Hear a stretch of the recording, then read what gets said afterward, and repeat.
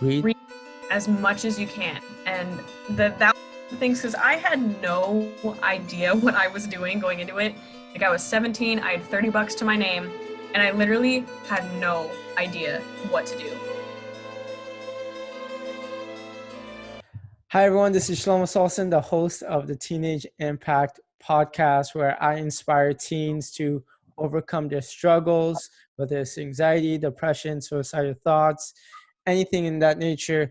I interview a lot of people, both adults and teenagers, on their past struggles and how they overcame it and the impact they're making now. But before I continue on with the interview, I have a freebie in the link in the description. It's 7 quick and easy ways to feel better about yourself. So if you're going through some type of funk or you're going through some type of struggle, I base these tips on the interviews I do and personal experience. If you have a friend that you know that's going through a funk or feeling negative, go ahead and share the Teenage Impact podcast. You never know who I can impact and who the people I interview can impact. Today, I have a very special guest with me, Calah Olson. How are you? I'm great. And Calah is doing amazing things. She's an 18-year-old entrepreneur. She has a clothing brand. How about you tell my listeners about your clothing brand? Okay, well, it's called Outsiders Clothing. You can find us on Instagram, which is Outsiders Clothing Company. Basically, I started this brand as a big passion project. I've always been very passionate about art, and I've kind of always expressed myself through clothing. And I've kind of considered myself an outsider, someone who doesn't really follow the norm. And so I took all of that and just shoved it into this clothing brand, and it's turned into an amazing thing. And basically, our whole message is just to be yourself and not go along with the societal norms, and just do what makes you happy. And what inspired you to start your clothing brand?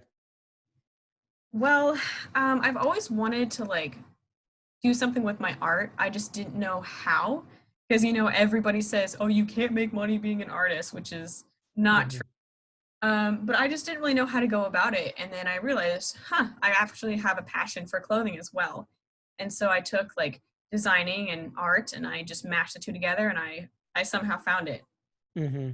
Now, you mentioned to me that you've gone through a lot of struggles in your life, like anxiety, depression, suicidal thoughts, your parents being divorced, you lack confidence, and you felt a little bit awkward at sometimes. You put too much pressure on yourself. You're a people pleaser. A lot of those different kind of things. How did you go from that to saying, you know what, I'm going to finish college by the age of 18 and start this Outsiders? Well, I don't really What know if was that transition? yeah, I'm not sure if there was exactly a moment, like an aha moment, but I think all throughout high school and just my childhood and early life, I've been through 2 divorces. I've struggled with anxiety, depression, suicidal thoughts, all that stuff. Um, so basically, I went to high school freshman and sophomore year at a normal high school, and then I transferred into independent studies, like online school.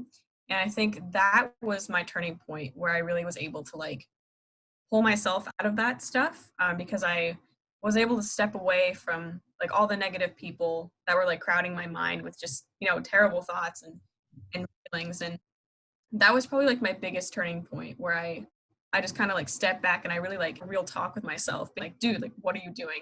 You need to find a way to pull yourself out of this. You need to find a way to you need to find a way to be who you are without being super worried about what everybody else thinks. And so I think when I took a step back and looked at things from a bigger perspective, I was able to be you gotta fix it.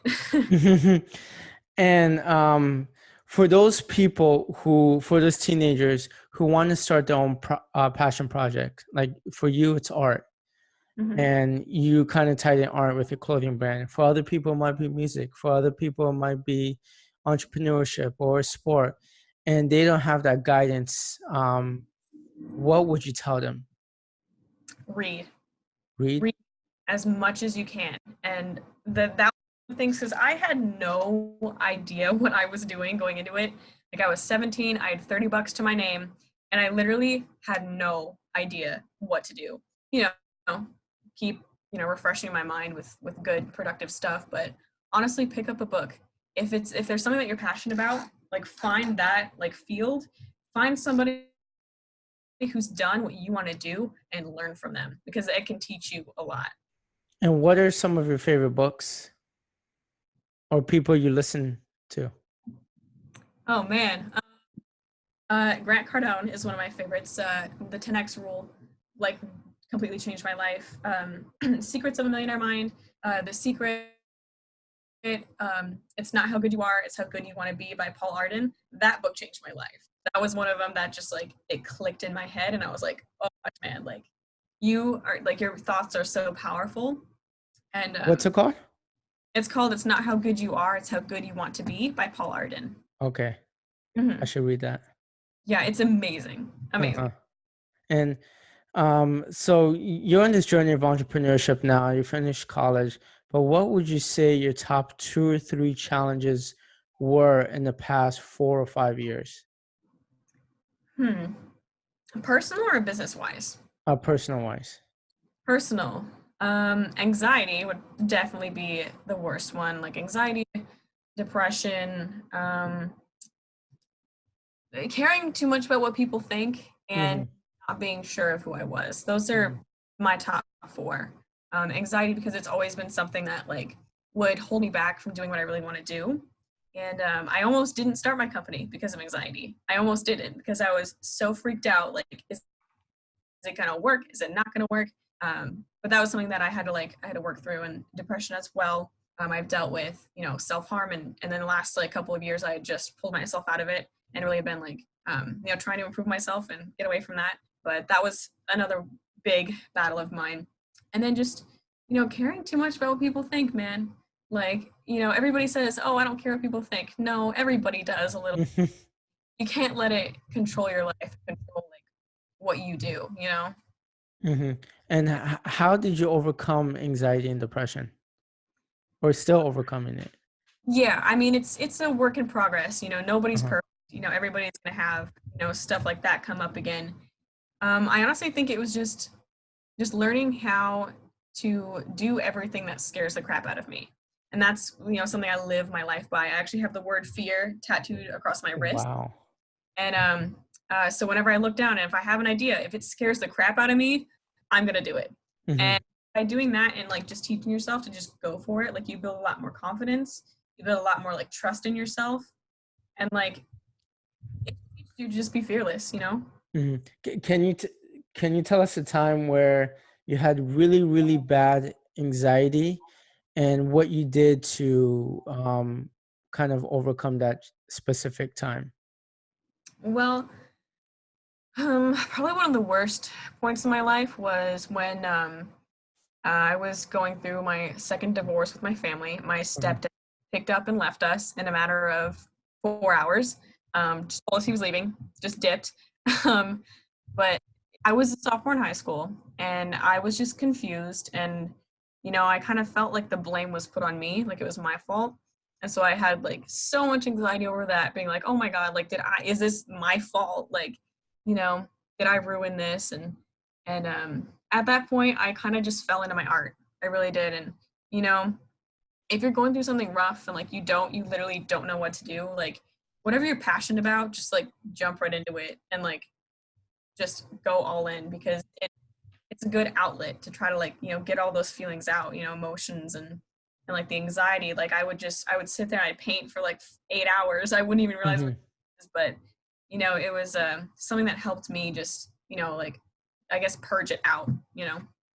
Awesome. Yeah, I mean, anxiety is definitely tough because I know it's something that I'm still going through, and it's kind Mhm. of this ongoing pressure that you put on yourself for no reason. It's Exactly. honestly just everything in your mind. You make up scenarios that happen that not haven't even happened, but you're just making them up. And Yeah. it's something that's really difficult to do. But I know what's helped for me is I kind of just step back. I write down everything that's in my head, Hmm. besides the whole deep breathing stuff. And Yeah. then this technique actually works for me sometimes, Mhm. where I look around. I name 5 things that I see, the first 5 things I see, first 5 sounds that I hear, and another thing is 5 movements that I do with my body. And I pay Nice. attention to that and I get my mind off of whatever I'm going through. And it really does help. Mhm. Yeah. Do you have Yeah. any special techniques? For me, I call it zooming out. Uh-huh. If I'm like, if a situation is like giving me a lot of anxiety or a decision I have to make is just like freaking me out, I like to think of like Google Maps. You know how like you can pinch out and then like the whole location, you can just like zoom out from your country, zoom out and you see the. Uh-huh. I just think about it like that. Like here's my tiny little issue. Here's the rest of the world. Like my tiny little issue isn't the end of the world. Mm-hmm. Sometimes you just have to zoom out and realize, hey, there's a bigger perspective. There's a bigger meaning as to why you're going through this, because I'm a firm believer in everything happens for a reason. And sometimes it's good to just zoom out and realize, hey, it's not the end of the Mm-hmm. world. I'm okay. This is going to teach me something, or this is going to lead me to something better or open a new door for me. Mm-hmm.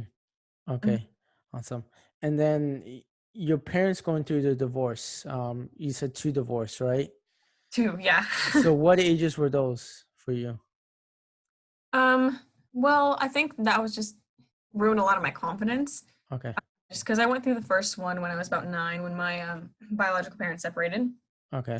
Then I was 14 or 15 when my mom and my stepdad separated. But it honestly just like destroyed my confidence because I was Mhm. like, I have no one to depend on. No one's like there for me. Like did I ruin this? And am I like, you know, like is it my fault? Um, that was probably like my biggest issue that I faced with that. But yeah, since then I've worked through it, but it is something like people nowadays kind of normalize it and they take it really lightly, but it's not easy, it's not fun, it's not easy, and it does sometimes leave deeper scars that we can't see. Yeah, I've interviewed a couple people where the parents have gone through a divorce at Mhm. such a young age, 11 years old, and some even younger, some even later, and it really takes a toll on them. And Mhm. they have anxiety and they have gone through suicidal thoughts, but they've gotten out of it. Yeah. Was your parents being divorced and your confidence issue have anything to do with your suicidal thoughts, or was that something completely different? No, that was for me, it was rooted in my anxiety, just from being like a people pleaser and Uh-huh. like really fit in anywhere. I've never had a lot of friends. Even in high school, I was always like the oddball out. And so the suicidal thoughts and depression came from that, just feeling like I was like unwanted or like didn't, fit in with anybody. Hmm. Mhm. And how did you overcome that? It was a tough journey. It was. But like I said, like the whole perspective thing, like I started, reading more around like I want to say like 13. And the I was probably like 14, 15 when I started like actually like getting into, oh, how can I help myself and how can I fix this? Because from the ages of like 14 to 15 was like the roughest point of my life ever with the whole like suicidal thoughts thing, and self-harm was extremely bad. I became addicted to it, and I pretty much just got to a point where I was just like, I'm done with this. Like I can't live my life like with this weight on my shoulders. And I just, I honestly, I'm pretty sure I Googled stuff like how to not be depressed or something. And I just, read up on, other people's stories. And I started like, doing little things like, recognizing what I'm grateful for and recognizing what's going good in my life instead of recognizing what's bad. And it was just like, changing my perspective that really helped me, pull myself out of that. And what would you tell a 15-year-old who is doing self-harm to him or herself? Um, I would say that nothing is worth hurting yourself because at the end of the day, like you are all you've got and you are on this earth for a reason. You are here, you are perfect. You are made like exactly how you're supposed to be. Like, sometimes it's hard and sometimes it's, easy to take it out on yourself and like feel the pain, but you don't deserve that. Hmm. They deserves to go through that. It's not fun. And I would say find another outlet because self-harm is pretty much an outlet. It's a release of emotions and stress and whatever. Just like find an outlet that makes something beautiful instead of leaving scars. Mm-hmm. And like I mean, art or something. Yeah. yeah, and art was your outlet, right? Yeah, it still is. Yeah. And then I guess what was my outlet when I was feeling, I guess right now my outlet is just speaking and Yeah. doing these podcasts. I really love conversing with people like you Hmm. who are making an impact at such a young age. And it's pretty awesome. You can always learn from Thanks. different people. Yeah, I totally believe that. Uh-huh. And I'm just curious. So you finished high school at 16 Hmm. and then you finished college at 18. How did you do that? Well, I didn't go the traditional route. I didn't do a Okay. university. I went to a community college and did all of my generals, and then I went and transferred to a business school. And this was an intensive business school program. Like you're in class at 7 a.m. and your classes are really short, so you have to pile in all this information, and you have tests every week. It was it was super intense, but it was like a 10-month program, so it was shorter, but it was just like more jam packed. But yeah, so I did that, and I just graduated this past June, and I have my ceremony in January. Mhm. Did someone push you to do that, or you push yourself? It was me. It was Yeah. you. I found the program, and I was like, this is what I've been looking for. I went to community college and I took business classes, but I didn't feel like I was being pushed enough. I was Uh-huh. this is like I'm falling asleep in my chair right now. Like I need something more. You Uh-huh. know, I went to this school, and these people like have ran their own businesses, so I'm actually learning from people who have done what I want to do. And I went for it, and it was probably one of the greatest decisions of like my life. It was awesome. I learned so much.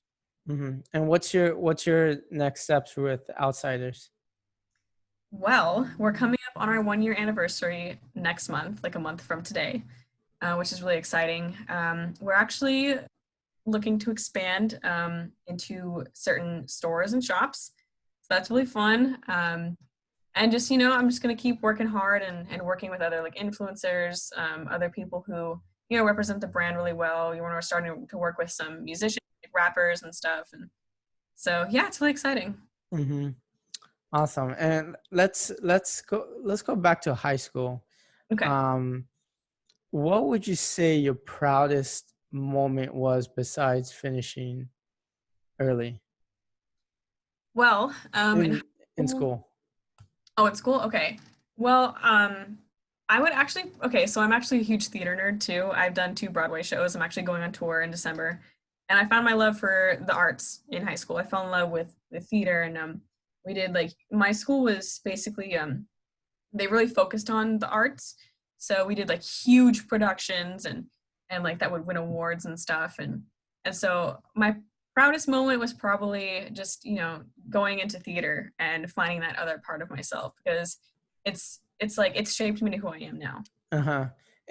Is that how you overcame your confidence issues? Yeah, a lot of it has been because I know acting teaches you a lot of weird stuff about your emotions too. And like it's not just playing a character, it's learning how to take your emotions and put that into the character. And so when I would be having anxiety, I'm like, okay, Kayla, let's turn off the anxiety. Let's just play a character. And Hmm. it would be something that like would help me work through it. And yeah, I've just fell in love with it, and I'm still doing it now. Uh-huh. What other avenues did you take to overcome confidence issues? Well, I mean, I don't I think it was just honestly, I had like a little wild moment of my life where I just dyed my hair crazy colors. I dressed however I wanted. That was something that really taught me to just like not give a crap about what anybody else says and just build my confidence, was just trying stuff that's new. Like I'm talking I shaved off half my head, I dyed it rainbow, like I you know, dressed weird and funny for a couple months, but that was something that built my confidence because I was like, you know what? I think it looks cool. If nobody else thinks it looks cool, that's fine. As long as I'm happy, that's all that matters. Hey, whatever you do to your body, that's you. That's Exactly. no one should care about what you dye your hair or what Yeah. clothes you wear. I mean, I just interviewed a 13-year-old motivational speaker. He went viral at 9 years old, and he got bullied for the shoes he was wearing. And so he said, it's not about the clothes that we wear on. It's not about the clothes we wear or the shoes we wear. It's about what's what's in our mind. Exactly. It's about the person underneath. Hmm. What do you have any final tips for a teen who might their parents might be going through a divorce, or they might be feeling very anxious, depressed, maybe have some suicidal thoughts, and they feel like they don't have any escape? I would say take something that you love or find something that you love by, exploring, new things such as like arts or, computers or video or film or theater, whatever. Find something that you love and just like go crazy with it. Like if it's painting, get a bunch of canvases from the store and just paint a bunch of random stuff. Like take something that you love and let it just let it work through you and let it like guide you with your emotions and whatnot, because it's so powerful. Like when you find something that you're really passionate about, it like sets you on fire inside a little bit. But I would say, man, just like do what you want to do. Like do what you love doing and just do it more often. Because if that thing, like if you're really passionate about it and you love it, it brings you joy. Doing that thing more consistently builds a routine, and from that routine, you're just going to be getting a little bit happier each and every time that you do that thing, whether it's drawing or playing the guitar. If you do it just a little bit every day, like that's a little bit of joy that sparks in you. And you have to remember, like even though you may not feel like happiness is like available right now, it still is. It may Hmm. seem like it's out of reach, but it's just right around another corner. Like you just gotta go and like work your way towards there. Hmm. Absolutely. So if you are going through something, if you don't know what that positive outlet is, because I do know some people who just don't know have any positive outlets, Mhm. keep searching, keep playing around, keep like Exactly. testing the waters. If you don't like if you do it for a month and you don't like something, try something else. You're Hmm. eventually going to find that one thing. Exactly. Like one day it'll just fall into place. And sometimes you have to listen to your heart too. Exactly. Uh-huh. Yeah. Because I'm- many times we know what we want, right? But Yeah. we're too worried about pleasing other people. Exactly. Like I'm a very firm believer in listen to your gut feeling. Uh-huh. And a gut feeling about like, oh, maybe I like this thing. Go for it. Like stopping you except for yourself. You have one life. Exactly. Kayla, where can people find you? Well, I'm on Instagram at Calah Olson, which is spelled CalahOlson. And I'm also on Instagram for our clothing company, which is Outsiders Clothing Company. And we're also on Facebook and everything else you can imagine. And I'll also include her Instagram in the description. And people can find me at Shelomo Solson. That's my Instagram. If you follow me and DM me, I'll let you into my close friends group. This is where I kind of go over some personal stories and personal tips. If you have any specific questions that you're having a hard time with, I'm more than welcome to. I'll give you special treatment to my close friends group to make sure that I give you the best tips as possible. If you don't have anything else, Killa, thanks for the interview. Yeah, thank you for having me. Awesome, awesome. The main reason why I loved interviewing Kayla is because she took charge of her life. She had a lot of negative things happening to her. She had anxiety, depression, suicidal thoughts, but that didn't stop her from going and pursuing her passion and accomplishing a lot of things in just a short amount of time. I want to talk about three takeaways I got from this interview. The first takeaway is find a positive outlet.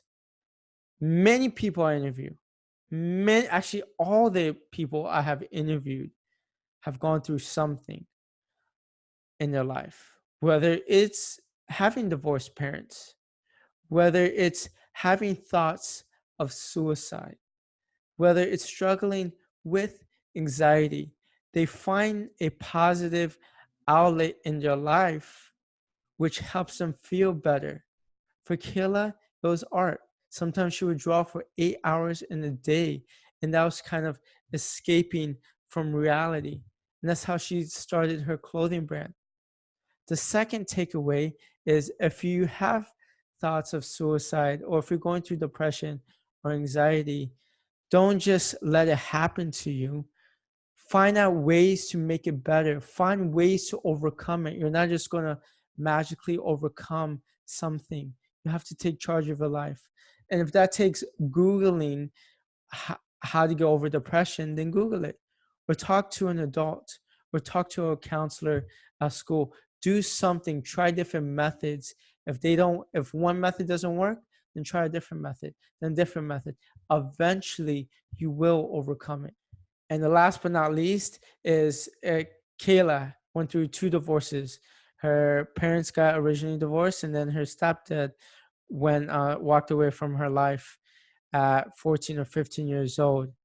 In the beginning, she blamed herself, and then when she really realized that wasn't her fault. There can be a lot of stuff happening to you. Maybe you have a bad grade. Maybe there's problems going on at home. Maybe your parents are divorced. Maybe your parents don't have any money. It can be easy to blame yourself, but just know whatever that's happening in your life is meant to happen. It's meant to happen for a reason, so you can overcome whatever you're going through. And whatever you're going through, once you overcome it, you're going to accomplish something great in life and make an impact in this world. Those were my 3 takeaways. If you haven't followed my Instagram account yet, go ahead at Shelomo Solson. It's in the description.